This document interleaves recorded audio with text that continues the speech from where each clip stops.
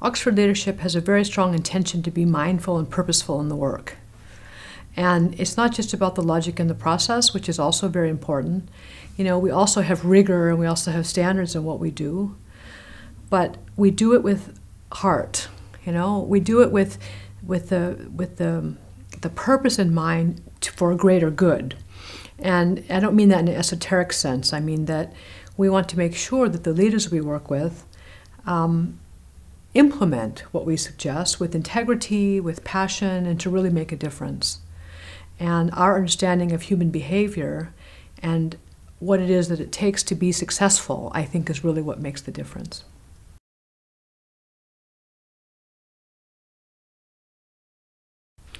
I'd have to say that the first time I saw the video with Brian talking about the responsibility that organizations have for society, I thought that was very, very compelling, because I'd never really thought about it that way before.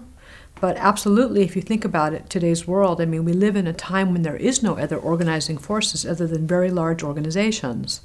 And when you think about 200,000 people working for one organization, and then you magnify that by spouses, families, society, I mean, it's huge.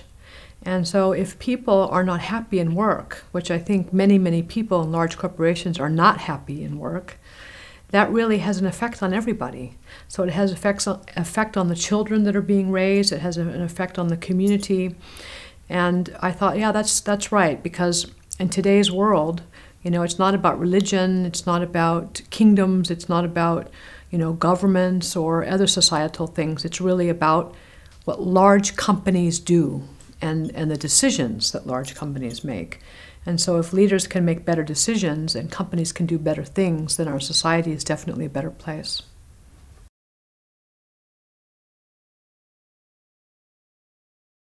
I believe very strongly in integrity. And so therefore I believe that working in the way I work now, it allows me to be who I am because I want to role model the change that I seek for in others. And I also manage a team, so I'm growing a business and I have a large team. And I think all of us as practitioners, we all need to be the role models for the change that we seek. So therefore, it's very important to me to live my value of integrity. And hopefully that spreads then, you know, through the fellows to the clients.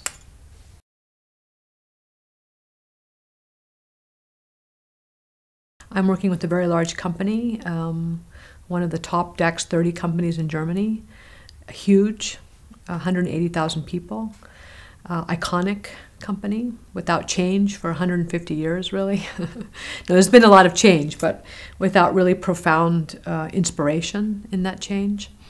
And we're taking the leaders of this organization on journeys all around the world. And in this journey process, we allow them the opportunity to discover themselves.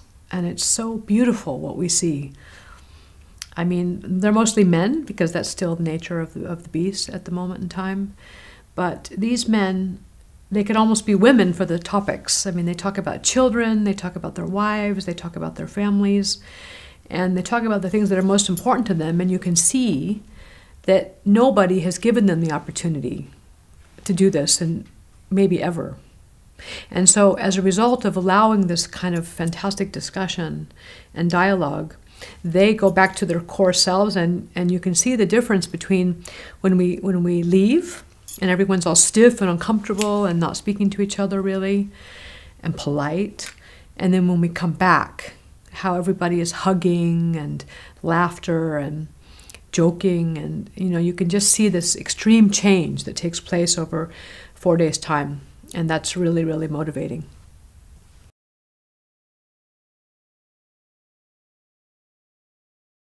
I think that leaders cannot lead without knowing themselves.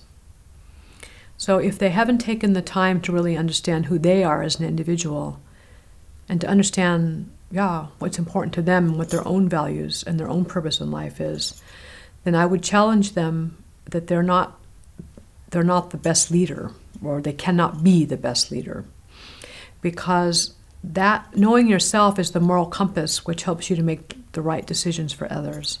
And so what I would say is that know yourself, be clear on what's important to you, and then you're able to have an impact on others, because people can feel that you come from your heart. And when you come from your heart, then people want to follow you. Otherwise, it's just corporate speak, and it's like randomly throwing darts out there and just hoping that you hit the target. So I would say go a little bit slow to go fast.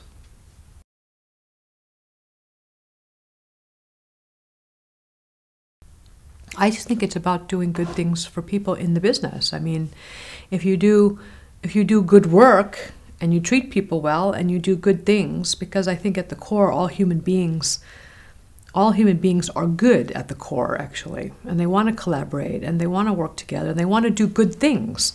So if you tap into that in the workplace and you allow that to happen, then you'll meet all of your business goals. You'll attract the best talent, you'll keep the best talent, you'll get the most amazing energy and strength you can from your workforce, and you'll achieve your goals. And everybody wants to know how do we manage all this complexity that we live in, which is increasing and increasing in our society. It's not so complicated, actually. If you do good by your people, you do good by yourself, you do good by your people, and you do good business and you make good business decisions, then you will do good in business.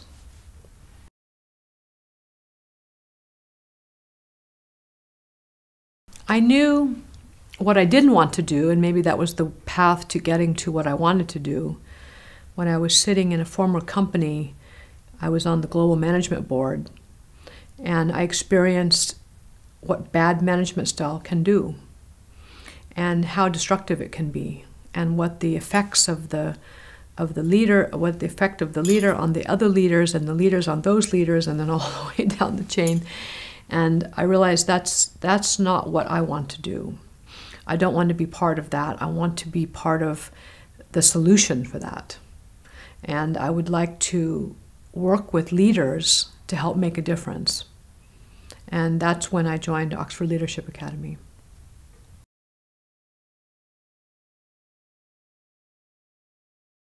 It's not a new message, I think, by any means, but I think the cycles of our world are changing at such a fast pace that, the financial crisis and the complexity that we deal with, people are once again seeking for an answer to something. And I think the complexity of the technology and the world that we live in is constantly changing. People need basic wisdom again. And they have always needed basic wisdom since the beginning of the world. I mean, if you look back at some of the earliest teachings, from philosophers and poets and others that wrote, it was just basic, simple wisdom.